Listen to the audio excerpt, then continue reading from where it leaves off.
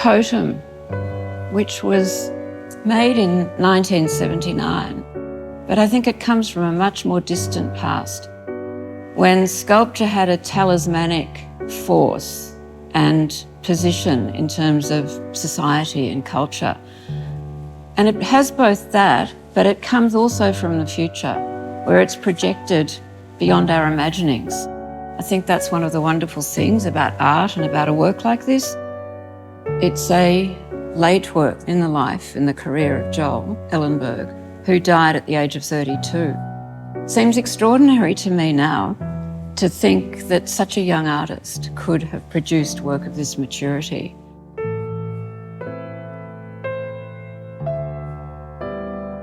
Joel was an extraordinarily imaginative, intelligent, wildly unpredictable person. I first met Joel in 1970. I was 19 and he was 22. I think from the day we met each other, we didn't spend a day apart. We were married. We had a child who was born in 1973. And Joel first went to Italy, to Carrara, in 1977. It was only 3 years from when he first went there until he died. And all of those marble works were made in that time. Joel never really had an education. He left school very young, but his art teacher at high school said to Joel at the age of 14, "Elenberg, I'm going to say something to you that I don't want you to tell anybody I told you. Leave school and be an artist." And so Joel actually did leave school and lived a sort of wild, rebellious youth, but was totally dedicated to art and to being an artist. I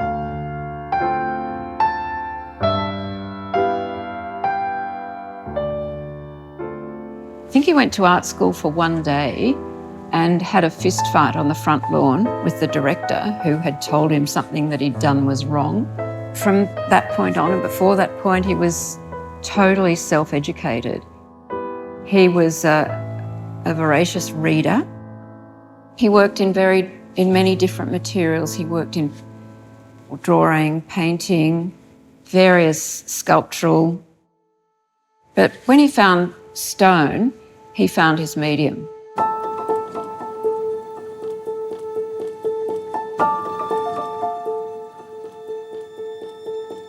This is a really beautiful first-order drawing, absolutely beautiful. And this is his thinking, this is his sort of working it all out, the technical specifics of it. It's so interesting because, every artist has their own particular hand, they write in a way that flows through to the drawing, that even flows through to something like this. This form here comes from that process of degrossing, of taking away what's not necessary, but a lot of it is assemblage, and that's what you see here.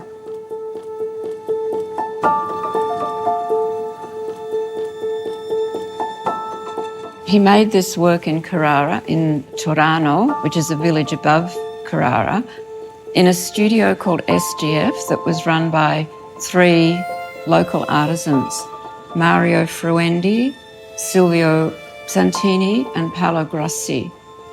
When he went there, he immediately fell into his real milieu, which was working in marble, and all the tools and technologies and things were there at his disposal, and he met artists from all over the world working in the same medium and was able to develop very quickly because of what was available to him.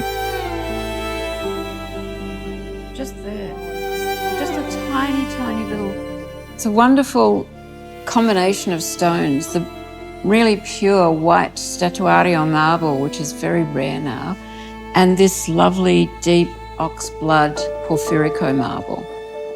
It invokes blood, it invokes the human body, and it also evokes the ethereal with the white marble. And it's work which shows incredible virtuosity in terms of working with the material.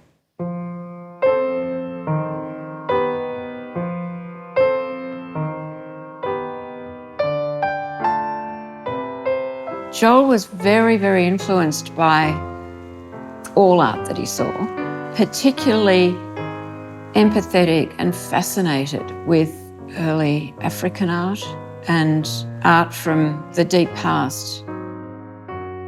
In terms of 20th century, he was very drawn to Giacometti, very much to Brancusi. I would say Brancusi was the most influential artist on Joel's work.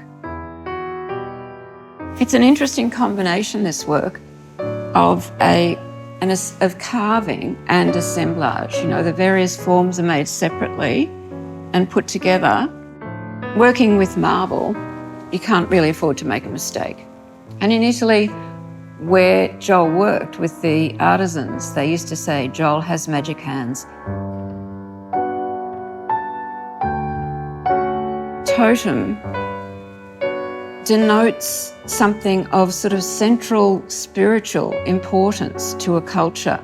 So I think naming it totem is a kind of signal to make it your totem or understand why it's a totem. I think it's not a very particularly descriptive title for that reason.